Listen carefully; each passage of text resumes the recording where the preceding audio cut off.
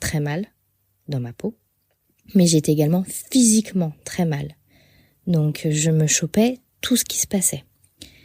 Sur le plan spirituel, on y reviendra plus tard, mais il faut savoir que j'avais également un gros déséquilibre à ce niveau-là, étant donné que à partir du moment où ça m'est arrivé, j'ai décidé de ne plus croire. Donc moi, j'ai été élevée dans la foi catholique.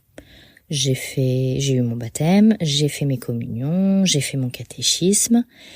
Alors, je dirais que c'est pas que j'y ai jamais cru, je croyais en quelque chose de plus grand, bien sûr. Je sais pas si je croyais vraiment en un Dieu, avec Jésus, avec les apôtres, enfin voilà, tout ça, voilà, je l'ai appris parce que c'était comme ça, parce que on m'a enseigné ça. Maintenant, je sais pas si j'avais cette croyance-là, en tout cas j'avais foi en quelque chose. Mais après ce qui s'est passé, je n'avais plus foi en rien. J'étais partie du principe que il ne pouvait pas exister un Dieu qui puisse laisser faire ça, en tout cas. Donc du coup, je n'avais plus de foi, je ne croyais plus en rien. Et pareil, ce plan-là, dimensionnel, de mon être, s'était effondré également. Donc forcément, tout ne reposait plus que sur le plan mental et le plan physique, vu que l'émotionnel, je l'avais également mis de côté. Donc mon être ne pouvait pas fonctionner normalement et de manière équilibrée. Voilà pourquoi j'en suis arrivée à un stade où j'attrapais toutes les maladies possibles, que mon système immunitaire ne pouvait plus me défendre, que mon système nerveux ne gérait plus rien, parce que j'avais trop enfoui trop longtemps. Et à un moment donné, vivre en mode survie, ça marche un temps, ça marche plus, voilà. J'ai donc vécu sur mes réserves comme ça pendant encore quelques années, jusqu'au jour où en fait je me suis effondrée. Donc j'étais en deuxième année de BTS comptabilité, j'avais alors la vingtaine je crois, et j'étais très agressive avec les gens qui m'entouraient, qui étaient les plus proches de moi. Et moi je m'en apercevais. Au bout d'un moment je m'en suis aperçue et je comprenais pas pourquoi, mais j'arrivais pas à faire autrement en fait. Et un jour, en plein cours, je me suis effondrée en pleurs parce que j'avais mal souligné un titre. Et là, je me suis dit, il y a un problème, en fait. Il y a quelque chose qui va pas. C'est pas normal.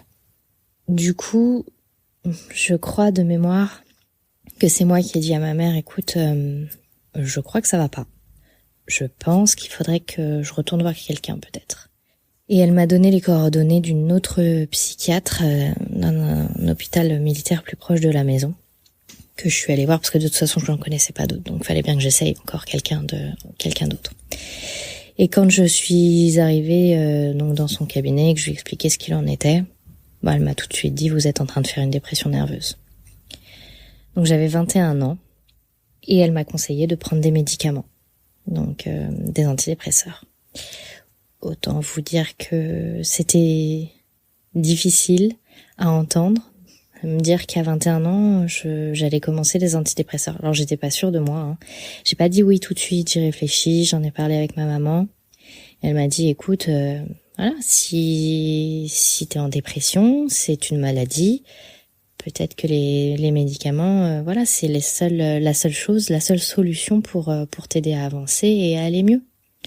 Et puis voilà, tu les arrêteras, tu te dis que c'est qu'un temps et que tu les arrêteras quand tu sentiras que ça ira mieux. Et je me suis dit, allez, go, c'est parti, de toute façon, je suis au bout de ma vie, il n'y a rien qui va, donc voilà, c'est une solution comme une autre, on y va, on essaye, et puis de toute façon, voilà, pour moi, un médicament n'avait jamais tué personne, je vois même pas pourquoi. Donc j'ai commencé les antidépresseurs, et je les ai pris pendant 7 ans. Et on va dire que pendant 7 ans, ça a été miraculeux.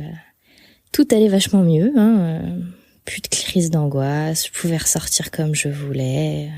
Oui, non, parce qu'il faut savoir quand même que du coup, au-delà de mes crises d'angoisse, j'ai déclenché beaucoup de phobies telles que l'agoraphobie, qui a été ma plus grosse phobie, c'est-à-dire que, qui l'est toujours d'ailleurs, c'est-à-dire que je ne peux plus sortir dans un endroit où il y a du monde, ce n'est pas possible, je ne gère pas. Encore l'autre jour, je suis partie dans un parc, les Gulli Park, pour les enfants, avec une amie, ses deux enfants et Maë.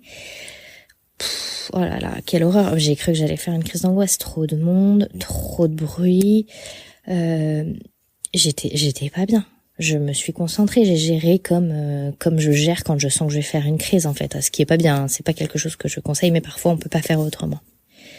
Donc voilà, donc ça c'est une phobie que j'ai développée à ce moment-là.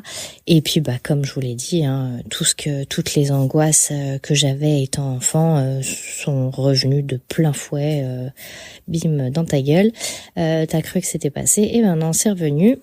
Donc les crises d'angoisse au resto parce que je pouvais plus manger, parce que ça passait plus, les crises d'angoisse en pleine nuit, les crises d'angoisse dans des endroits parce que je suis pas chez moi, parce que je dors chez mon copain, et j'en passe, c'est des meilleurs. Et voilà, je vous dis comme ça vient, et il y a certainement des choses que j'oublie, mais voilà. Donc du coup, grâce à ces antidépresseurs, tout allait vachement mieux, ma vie était redevenue sereine et calme. Et du coup, forcément, j'ai arrêté d'aller voir ma psychiatre.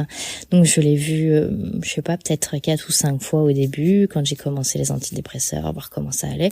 Et une fois que j'ai vu que tout roulait, je me suis dit, mais très bien, nickel, ça sert plus à rien de continuer, je vais arrêter.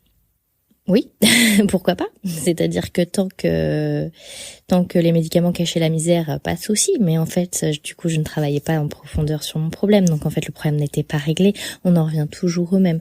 Les médicaments sont là pour gérer le symptôme. Il ne va jamais aller gérer la cause profonde. Sauf que le problème, c'est la cause. Donc c'est bien sur ça qu'il faut agir. Le jour où j'ai voulu arrêter mes antidépresseurs, car j'étais dans une relation qui, à l'époque, pour moi, paraissait stable et que je venais de trouver un travail. Alors, sur le moment, quand je les ai arrêtés, ça allait, à part forcément le côté sevrage, on va dire, qui a été un petit peu légèrement compliqué. C'était pas non plus grave, étant donné que je prenais pas non plus des doses énormes. Mais les premiers mois ont été très bien, sauf que quelques mois plus tard, l'homme avec qui j'étais à ce moment-là m'a quittée. Ça a été une rupture qui a été vraiment très douloureuse pour moi, une des plus douloureuses. Et là, je me suis effondrée à nouveau. Donc, retour des crises d'angoisse, retour des phobies, retour de tout en fait, retour de manivelle dans le visage. Et voilà, et prends-toi ça, t'as pas géré, t'as juste caché ce qui allait pas. Et voilà, maintenant ça ressort, vu que tu n'as plus ton cache-misère pour t'aider. Et c'est là que je me suis dit, non, je veux plus prendre de médicaments, c'est fini, ça sert à rien. Je veux aller travailler sur ce qui va pas. Et pour ça, je vais mettre tout en œuvre. Je vais aller voir qui je dois voir. Je vais essayer toutes les techniques possibles, mais je reprendrai pas de médicaments. Et c'est là que je suis tombée sur une ostéopathe exceptionnelle, en fait, qui n'est pas que ostéopathe, qui est également éthiothérapeute, qui a également, j'ai l'impression, un peu de médecine chinoise dans ce qu'elle fait. Et grâce à elle, en fait, j'ai réussi à gérer mes crises d'angoisse. Et ça, c'est énorme. Et je l'en remercierai jamais assez. De plus, elle m'a orientée vers d'autres praticiens. C'est grâce à elle que je suis partie faire de l'EMDR. Et c'est quand j'ai commencé à faire de l'EMDR qu'on a enfin mis un mot sur ce qui m'arrivait, parce que moi je comprenais pas, et on m'a enfin dit, mais c'est un stress post-traumatique. Ah, d'accord. Donc en fait, je suis pas complètement folle. Ok. Donc je comprends mieux. Et du coup, grâce à l'EMDR, on a travaillé sur la cause profonde, sur l'événement traumatisant. Et déjà, au bout de la première séance, ça avait complètement changé. Je me sentais totalement différente. En parallèle de ça, j'ai commencé la sophrologie, alors que je m'étais toujours dit, oui, bon, la sophrologie, respirer, ça va, hein, je sais respirer. Ben non, en fait, on sait pas respirer. Et d'autant plus quand on est angoissé, quand on est anxieux, on bloque complètement notre respiration. Et en fait, notre corps, il apprend ça. Ce qui fait qu'au quotidien, on respire mal. C'est pour ça qu'il est important de faire des exercices de respiration quotidiennement pour réapprendre à notre cerveau à respirer normalement et ne pas bloquer sa respiration quand un événement douloureux arrive. Et ce mélange de tout ça a fait que j'ai pu progressivement m'en sortir, mais j'avais presque 30 ans en fait. Le temps que tout se mette en œuvre, ça a été très long. Et c'est pour ça que je dis que c'est également un travail, c'est vraiment de la résilience, parce que faut pas lâcher. C'est pas parce que le premier thérapeute ne convient pas qu'il faut se dire ok bon bah c'est bon, c'est pas pour moi. Non, c'est juste que c'est la personne ou c'est la pratique qui ne va pas. Il faut pas lâcher. Ça peut être très très long, mais ça en vaut le coup. Et plus on le fait vite, rapidement, je veux dire, et plus ça sera facile de déloger, parce que voilà, je pense qu'il y a beaucoup de choses enfouies depuis trop longtemps et du coup qui sont vraiment difficiles à aller chercher, parce que finalement c'est un peu comme des couches d'oignons, on enlève les unes après les autres, mais le problème c'est que plus les années passent et plus on en met, et du coup plus on a de couches.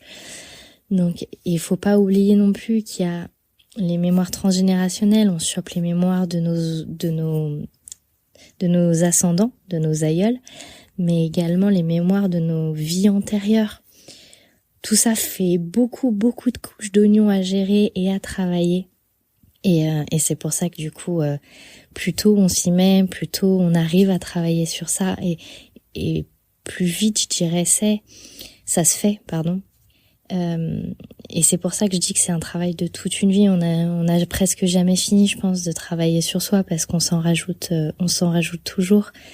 Et il faut surtout pas oublier que tout ça, c'est un équilibre.